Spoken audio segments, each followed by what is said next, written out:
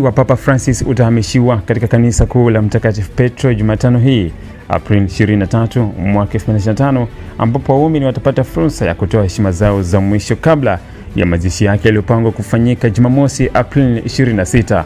Kwa mujibu wa taarifa ya ofisi ya habari ya Vatican, misa ya mazishi ya Papa Francis itafanyika Jumamosi kuanzia saa 4 asubuhi kwa saa za Roma katika uwanja wa Mtakatifu Petro. Misa hiyo itaongozwa na Kardinali Giovanni Battista, dekano wa baraza la makardinali, na itashirikisha mapatriarki, makardinali na mapadri kutoka sehemu mbalimbali duniani. Mwili wa Papa utaanza kuagwa rasmi Jumatano asubuhi, ambapo jeneza lake litachukuliwa kutoka katika kapela ya Casa Santa Marta kuelekea St. Peter's Basilica. Taratibu za maandamano hayo zitaanza saa 3 asubuhi, zitaongozwa na Kardinali Kevin Farrell, kamelongo wa kanisa Katoliki. Maandamano hayo yataanzia katika uwanja wa Santa Marta na kupita katika uwanja wa mashahidi wa kwanza wa Roma kabla ya kuingia uwanja wa Mtakatifu Petro kupitia lango la kengele na kufika kwenye mlango mkuu wa Basilika. Katika madhabahu ya Maungamo, Kardinali Kamelongo ataongoza ibada ya neno, na baada ya hapo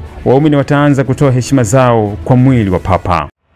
Dataflow inakuletea internet ya uhakika, ni salama na huunganisha kwa haraka. Unganisha na watu zaidi ya 30 kwa wakati mmoja. Inakaa na chaji kwa muda mrefu zaidi ya masaa 11. Pata data mtelezo yenye kasi kwa gharama nafuu. Wasiliana nasi. Tembelea tovuti yetu www.dataflow.co.tz.